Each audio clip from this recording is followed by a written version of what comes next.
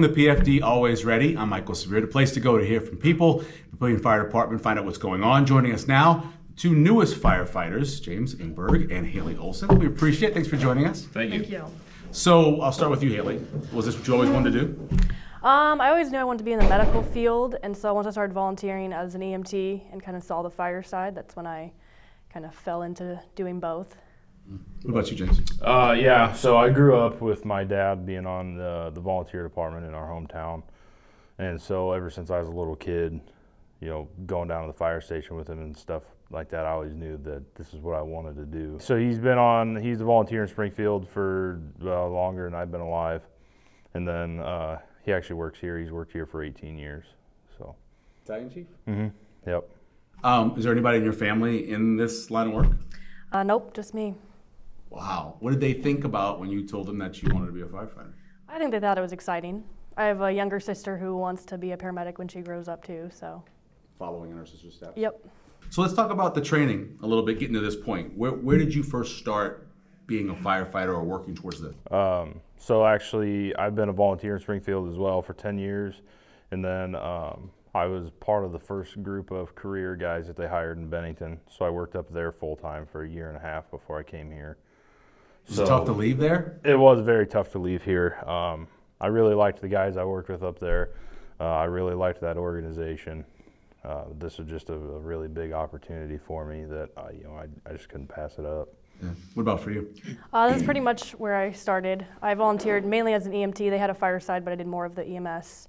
So once I came here is when my training really started. Was that in Bennington? Ralston. Ralston. Yes. Okay. And then when you started, how old were you when you started there? How long did you stay? I was 19 when I started, and I'm still there, still volunteering. So you're still volunteering even though you're full-time here? Yes. Well, that's awesome. What's the training been like so far? Have you guys gone through the Bryce Teager teaching you guys how to work out yet? Yes. What was that like? Start off with you. That was good. Learned a few tips and tricks about working out and then just eating and protein amounts and all that kind of stuff. Did he wear you out at all? A little bit. It's amazing though, in that little room, that little short amount of time, how much you can get done, right? Yeah, I think we had 8 minutes to work out, and I was tired at the end. What'd you think? Yeah, it was a very short time, but it was a tough little bit of time. Do you see how that stuff can help you down the road? Oh yeah. Yeah, definitely. It's something that, since I've been on shift, we've even kind of worked a little bit what we did with Bryce into some of what we're doing. So that way, we can all get a little bit better. So you guys work 24-hour shifts, right?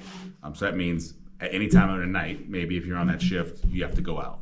What's it like sleeping knowing that you might have to get up?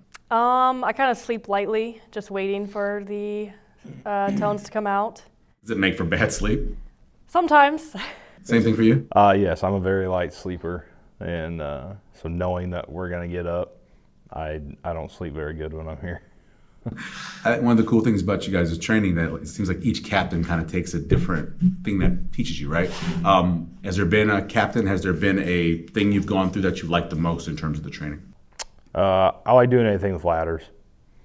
I like throwing ladders, I like climbing them, doing that kind of stuff. I like the hose deployments. That was fun. Learning different ways to do that. Kind of describe working with one of the big hoses. So the inch and 3/4 are normal.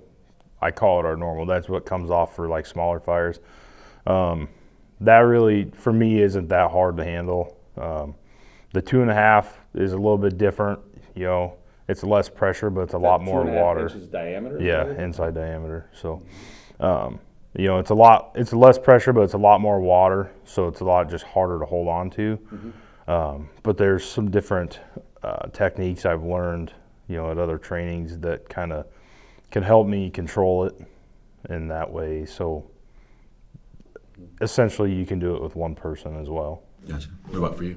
Even the inch and 3/4 is a little more difficult for me, so I've learned different stances or techniques to be able to do it alone. So what kind of childhood did you have? Did you play any sports? What did you do as a kid? I was very active as a kid. Played soccer, played a little bit of baseball, football. Wrestling was my sport that I did for the longest time.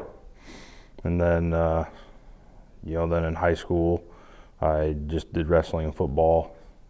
Did track for a little while, realized I wasn't very good at it, and it really wasn't all that fun. Like throwing stuff? Yeah, the throwing stuff, I wasn't very good at it, and I really didn't even find it all that fun.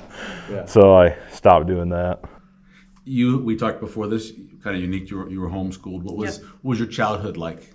I mean, I would say it was pretty comparable to anyone else. We did school for the most part. I didn't really do any sports. I competed in Taekwondo and earned my black belt there, but that was really the only sport I did during that time. Do you consider yourself a deadly weapon? I don't know. You can handle yourself. Yes. Yeah. How did Taekwondo start? I don't really know. It's kind of had some friends invite me when I was 14, and so I started training there, and then I switched gyms when I was probably 16. That's where I started competing nationally and got my black belt. Wow, what's it like that moment when I'm assuming they hand you the black belt? Yes. Describe that for us. Very exciting. Kind of feels like you did it, because that's kind of one of the goals going through is you have to hit many belt colors. Once you get to black belt, it's kind of like you did it. There's also ranks in black belt, like first degree, second degree, but once you kind of hit that mark, it's a good feeling. Awesome. When you come here and your dad's already here, do you feel any extra pressure? Yes. I had made the comment to Captain Bolte my first day with him that while I appreciate that I know a lot of the people here, I also kind of wish I was kind of like Hailey, coming in not knowing anybody. So that way I didn't feel as pressure that I put on myself, you know, because he's accomplished a lot and has had a very, very rewarding career. And so obviously I want to try to do the same, if not as good as he did. Yeah. Stephanie's the only other female firefighter here. Do you feel any pressure at all being the second? Not really. I mean, I try to obviously keep up and do my best, but I don't think they really treat me any different or have any different expectations. Give me your goals. What's your goal? Whether it be work-wise, life-wise, what are you looking towards the future? I mean, how old are you? I'm 28. Okay, and you're? 22. So, well, different. So what's kind of like your goal going forward? I mean, eventually I'd like to try to move up through the ranks, and, you know, I don't really, at this point in my life, I have no aspirations to be the big chief by any means. Yeah. You know, I'd be fine if I went to engineer and stayed there, or even just stayed at captain. I feel like, what was it like for you as your dad being gone? What do you think about? So growing up, so my parents were divorced when I was in second grade. So I was used to not always seeing one of my parents all the time. So when my dad got this job and started working this schedule, it really didn't, to me, I don't remember it really changing a whole lot for me. And then when I started on the job, our daughter was like 2 weeks old. So she knows nothing more than what I've been doing. And then our son, he's 3 now, so he's like a year and a half. I really don't know if he really noticed any change or not. But I know, like, on my days off, I do, you know, try to spend as much time with them as I can, because obviously I miss out on a third of the year with them. Mm-hmm. So I try to make my days off with them count. So goals for the future? Right now, just get through candidacy and start practicing. I just be the best firefighter and paramedic that I can be. So does that mean you were an EMT first and then became a paramedic? Is that how Yes, it I works? went to medic school last year. Okay. What was that experience like? What's It the biggest was- difference between being an EMT and being a paramedic? ENT is about a 3-month course, paramedics a year. There's a lot bigger scope of practice during that, so it's kind of a rigorous year between class time and clinicals and ride-alongs, a lot more requirements. You